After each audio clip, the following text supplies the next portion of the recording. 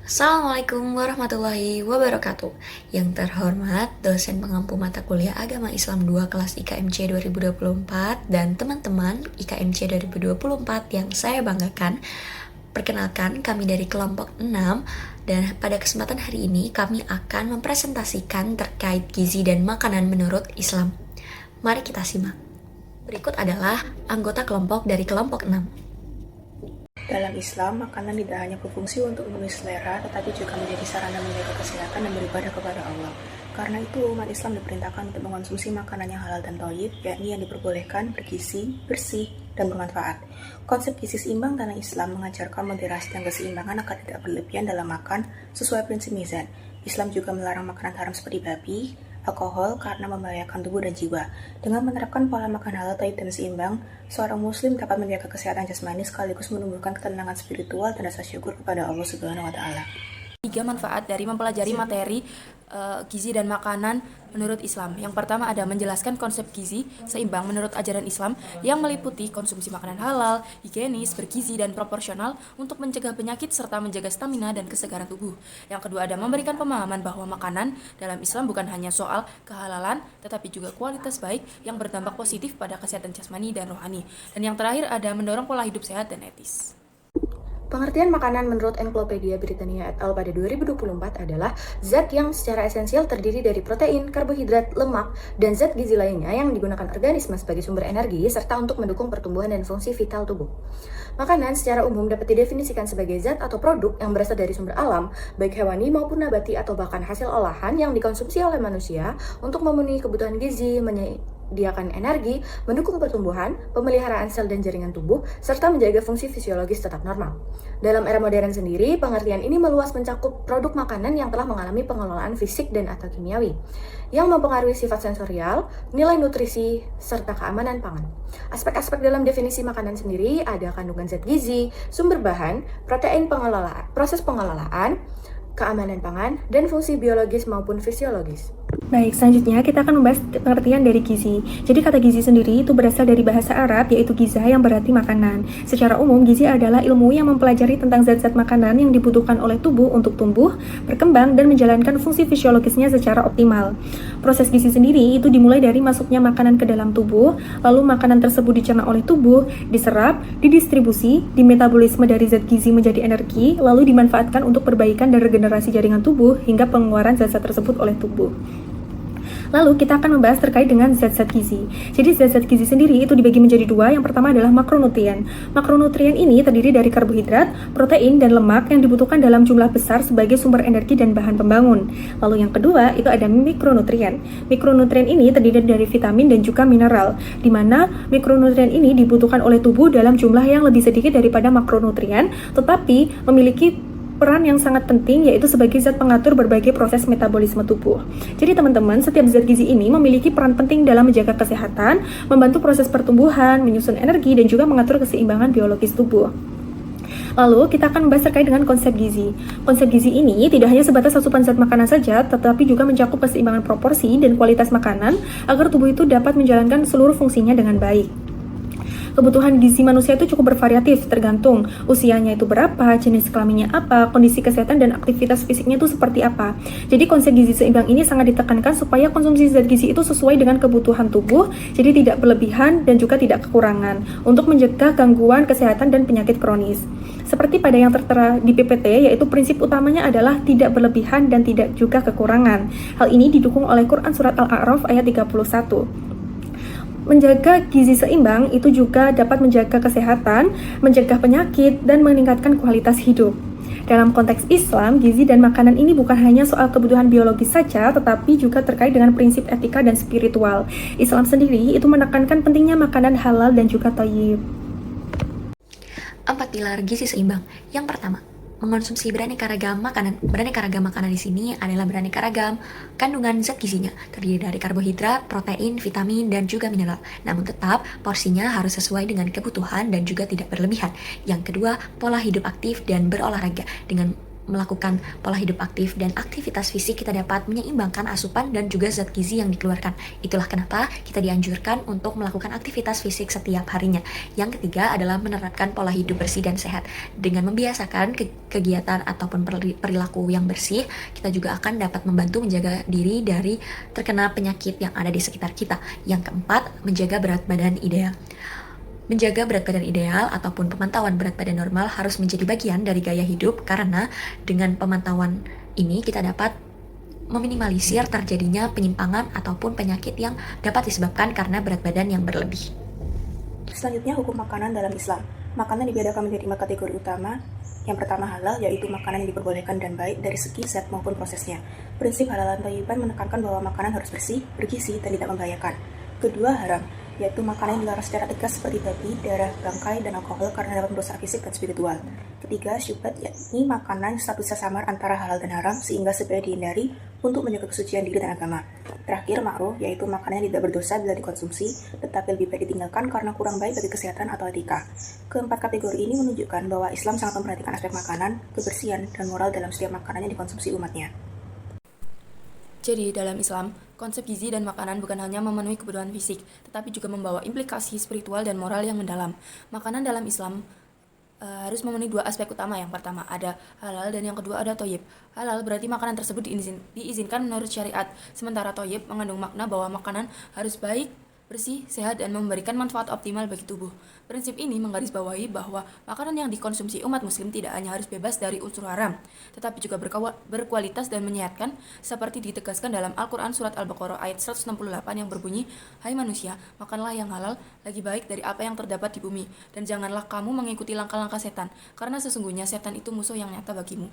Nah, konsep halal dan thayyib ini menjadi landasan penting yang menjembatani nilai-nilai agama dan kebutuhan kesehatan jasmani. Selain aspek kehalalan, Islam juga sangat menekankan makanan bergizi seimbang untuk menjaga kesehatan tubuh. Konsumsi zat gizi seperti karbohidrat, protein, lemak, vitamin, dan mineral harus dipenuhi dalam porsi yang tepat agar tubuh dapat berfungsi optimal. Dalam Islam, pemilihan makanan yang bergizi harus didasarkan pada konsep halalan thayyiban. Hal ini telah tercantum dalam Quran Surat Al-Baqarah ayat 168 bahwasanya Allah telah menganjurkan kita untuk memakan makanan yang halal dan juga baik. Halal sendiri berarti diperbolehkan secara syariat Islam. Halal dibedakan menjadi 3, yakni halal menurut zatnya, seperti kita harus menghindari makanan yang haram, contohnya babi, darah, dan juga bangkai. Kemudian yang kedua adalah halal cara mendapatkannya. Jadi makanan yang kita dapat harus didapatkan dari cara-cara yang baik, tidak boleh dari hasil curian, hasil kejahatan, dan cara-cara jahat lainnya. Kemudian yang ketiga adalah halal cara mengolahnya. Hal ini berarti ketika daging kurban ataupun daging ayam itu bersifat halal, namun bisa berubah menjadi haram apabila cara menyembelihnya tidak sesuai dengan syariat Islam. Kemudian, thayyib sendiri secara luas berarti baik.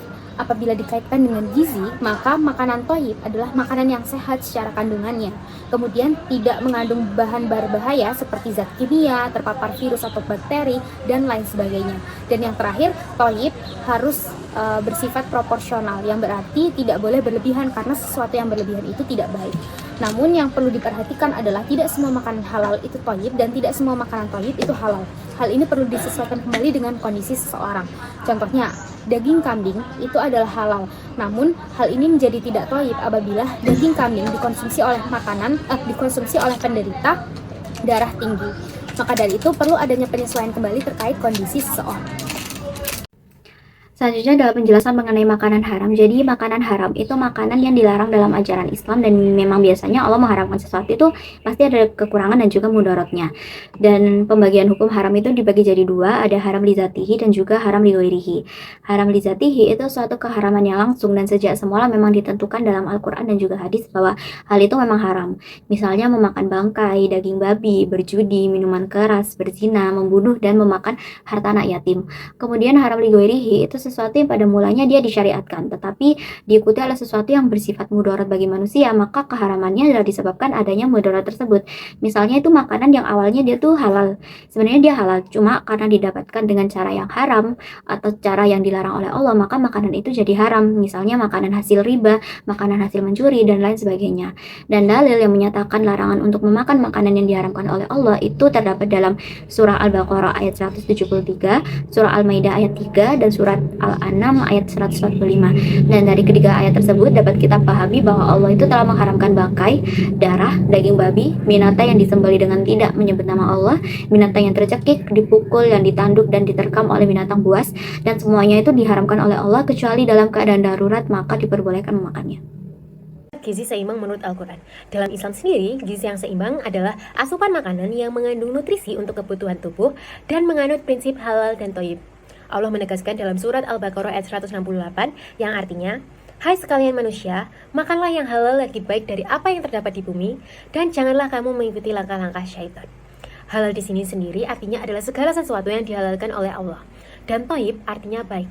Maka makna halal dan thayyib sendiri kembali ditegaskan dalam firman Allah Subhanahu wa taala pada surat Al-Maidah ayat 88 yang artinya, "Dan makanlah makanan yang halal lagi baik dari apa yang Allah telah rezekikan kepadamu, dan bertakwalah kepada Allah yang kamu beriman kepadanya." Pada ayat ini dijelaskan bahwa halal tidak hanya terkait dengan cara memperolehnya saja, tetapi juga pada zat yang ada di dalam makanan tersebut. Sementara itu, thayyib bermakna baik dari segi manfaat bagi tubuh, seperti kandungan gizi, vitamin, dan protein yang ada pada makanan tersebut. Islam, Allah juga menegaskan untuk tidak berlebih-lebihan dalam makan dan minum seperti yang dijelaskan pada surat Al-A'raf ayat 31 yang artinya, "Hai anak Adam, pakailah pakaianmu yang indah di setiap memasuki masjid, makan dan minumlah dan janganlah berlebih-lebihan," yang memerintahkan manusia untuk tidak makan dan minum secara berlebihan. Mana tuntunan ini juga sejalan dengan prinsip gizi seimbang yang menekankan pentingnya pengaturan waktu makan dan asupan yang proporsional. Sebagai seorang muslim, menjaga sesuatu yang kita makan menjadi amanah untuk kita, terutama dalam tolak ukur kita menjaga keimanan dan juga ketakwaan kepada Allah Subhanahu wa taala. Sehingga apabila kita mengkonsumsi makanan yang bergizi dan halal, maka akan mendatangkan manfaat. Di antaranya yang pertama, memberikan kesehatan bagi tubuh karena dengan memilih makanan yang halal dan bergizi akan membantu memenuhi kebutuhan gizi tubuh dan meminimalkan resiko terkena penyakit. Yang kedua, menumbuhkan sikap juang tinggi dalam menegakkan ajaran Allah serta mempercepat terkabulan doa. Kemudian apabila kita memperoleh makanan dengan cara yang baik, maka akan mendatangkan ketenangan hati dan juga jiwa.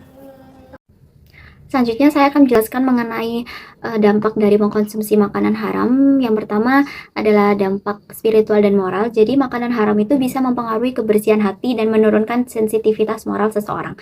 Dalam Quran Surah Al-Mu'minun ayat 51, Allah memerintahkan manusia untuk memakan yang halal dan baik agar dapat beramal soleh. Jadi makanan yang haram itu bisa membuat hati tertutup dari kebenaran dan mengurangi keberkahan dalam hidup. Kemudian penelitian dari Farid dan Basri tahun 2020 juga menunjukkan bahwa makanan haram itu berkaitan dengan turunnya kecerdasan spiritual seseorang. Kemudian ada dampak fisik dan kesehatan. Banyak bahan makanan yang diharamkan itu ternyata memang berbahaya bagi tubuh.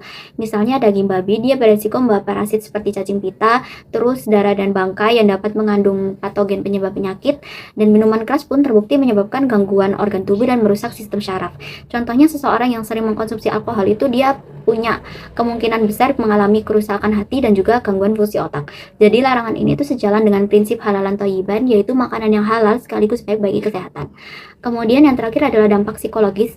Menurut penelitian dari Frans Belisle tahun 2004 yang dimuat di British Journal of Nutrition, pola makan itu bisa mempengaruhi perilaku dan fungsi kognitif seseorang. Jadi kalau seseorang itu tahu yang mengkonsumsi makanan yang haram itu biasanya muncul perasaan bersalah, gelisah, dan bahkan kehilangan ketenangan batin. Jadi nggak cuma tubuh yang kena dampak, tapi juga pikiran dan emosi. Jadi bisa disimpulkan larangan mengkonsumsi makanan haram dalam Islam itu nggak cuma sekedar urusan ibadah, tapi juga bentuk perlindungan terhadap agama, jiwa, dan akal manusia sesuai dengan prinsip maqasid al-syariah. Maka menjaga kehalalan makanan berarti juga menjaga diri secara utuh, lahir dan batin. Berikutnya, peran kesehatan masyarakat dalam edukasi gizi Islami. Dalam peranannya, mahasiswa kesehatan masyarakat memiliki tanggung jawab penting dalam mengedukasi masyarakat mengenai gizi Islami. Yang pertama, sebagai edukator dan penyuluh gizi Islami, mahasiswa berperan menyampaikan informasi tentang pentingnya mengkonsumsi makanan halal dan bergizi, menjaga pola makan seimbang, serta tidak berlebihan sesuai dengan ajaran Islam. Yang kedua, sebagai pelaksana pengabdian masyarakat, mahasiswa dapat langsung menerapkan konsep gizi Islam melalui kegiatan edukasi di lapangan, seperti pelatihan pembuatan menu sehat halal dan thayyib. Yang ketiga, mahasiswa juga berperan sebagai role model dalam masyarakat, yang artinya mereka harus menjadi contoh nyata dalam menerapkan gaya hidup sehat dan Islami. Yang keempat, mahasiswa bisa berperan sebagai kolaborator dengan lembaga keagamaan seperti masjid, pesantren, ataupun organisasi Islam lainnya untuk menyebarkan pesan tentang kesehatan dan gizi Islam melalui kegiatan seminar, pelatihan, ataupun sosial lainnya. Dan yang terakhir, sebagai inovator media edukasi, mahasiswa dapat memanfaatkan media sosial dengan membuat poster, infografis, ataupun video kreatif lainnya yang bertemakan gizi Islam agar pesan kesehatan bisa menjangkau masyarakat luas. Setelah dijelaskan oleh rekan-rekan saya sebelumnya, kesimpulan dari materi ini adalah Islam memandang gizi dan makanan bukan hanya sekedar sebagai pemenuhan kebutuhan jasmani saja, tetapi juga sebagai wujud ibadah dan tanggung jawab manusia kepada Allah Subhanahu wa taala. Prinsip halal dan thayyiban sendiri di sini menuntut umat Islam untuk memilih makanan yang halal menurut syariat dan bermanfaat bagi tubuh.